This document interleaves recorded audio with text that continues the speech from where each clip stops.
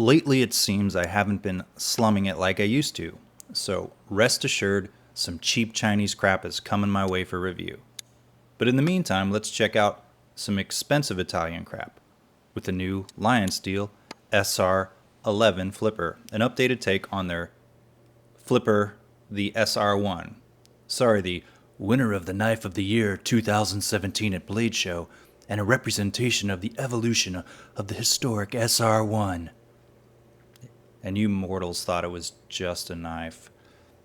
Now, let's forget all that marketing mumbo-jumbo by going over the dimensions of this tank, including the overall length and weighteth. Weighet. Looking at the specs, it's a little bit lighter than the OG SR-1. The blade length and the cutting edge. The handle size. The grip area. Note I'm talking about the glass breaker thing too on the back. Spine thickness and handle thickness.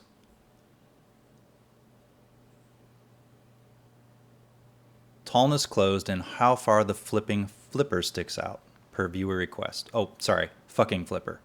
Yeah, it's been a while. Thumbs down are still here and views haven't gone up much, so occasionally I'm going to bring back the cussin'.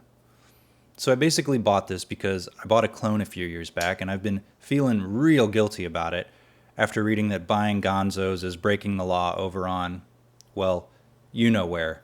The SR-11 has a big blade made from a surely mispronounced by me Sleipner steel. That was my German accent. Remember how accurate it is, right? Which according to marketing materials, a modern update to classic D2 steel because it's tougher, so it's a better fit for, quote, active use. Okay, so now you're telling me people use their super steels. Yeah, right.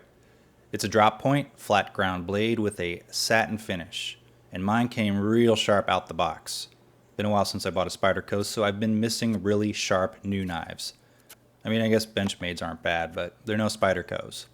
The blade is deployed by a flipper stud, which is an improvement over the SR-1 and SR-2 if you hate thumb studs. The blade pivots on a ball bearing system, so it's super smooth and easy to deploy. Very tactical. Even for small children. Okay, that was a joke. The thumb stud is also free of any jimping. It's just nice and rounded. You think it really needs jimping, but it don't. And it wears less on your fingers, so you can complain about how your wrists hurt from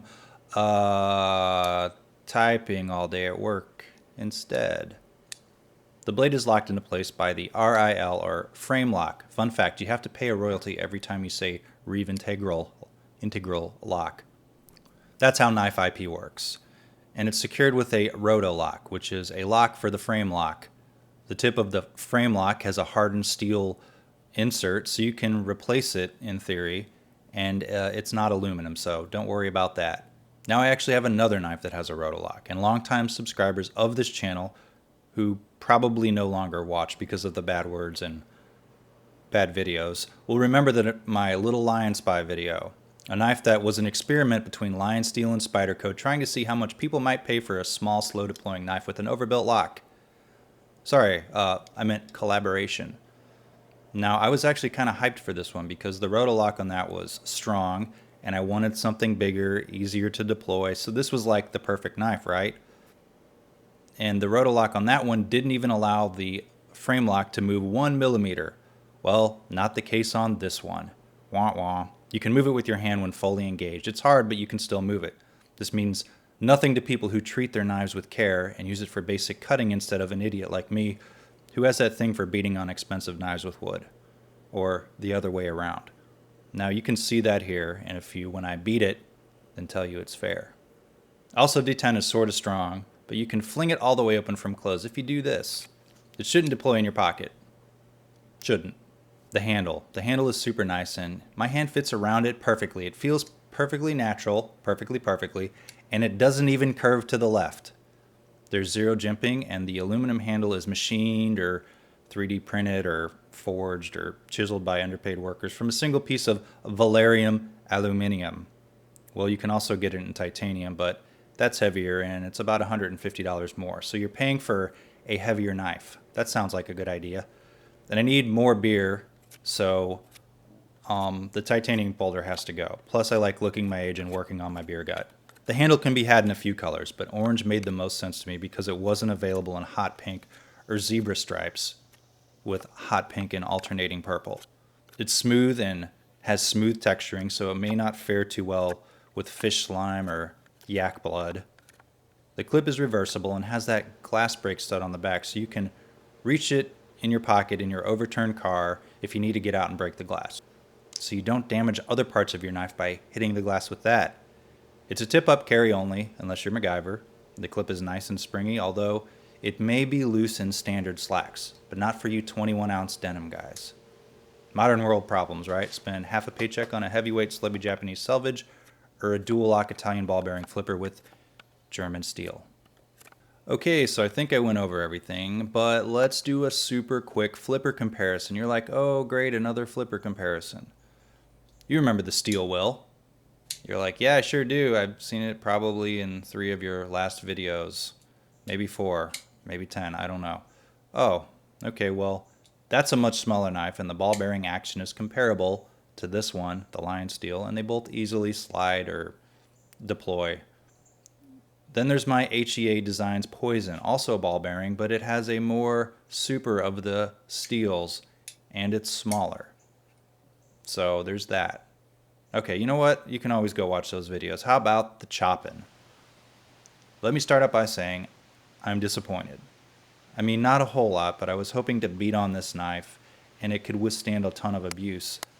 But as the count stands, my Sebenza Framelock actually was more reliable and the lock failed less. I know, I didn't believe it either. I don't know if mine's slightly defective, my LionSteel of course. The Sebenza is definitely not. Or the little Lion Spy was well built. The lock failed multiple times because of the slight amount of play when the Rotolock is locked. Now the Rotolock didn't disengage, it just has play in it. Well, the Framelock has play in it when it's engaged. So it cut my chopping short since it's not really a reliable knife for that.